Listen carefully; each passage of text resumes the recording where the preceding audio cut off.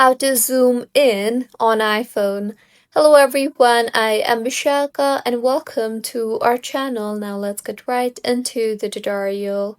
In order to zoom in on your iPhone, go ahead and launch the settings application on your device, and now, here tap on the accessibility option you see there, and you will then see the option for zoom. So tap on the zoom option you see there under the vision tab, and then go ahead and toggle on the toggle button for zoom, and with this your iPhone will be zoomed in.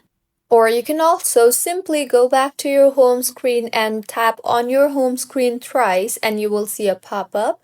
Simply tap on the zoom in option there, and with this you can zoom in on your iPhone.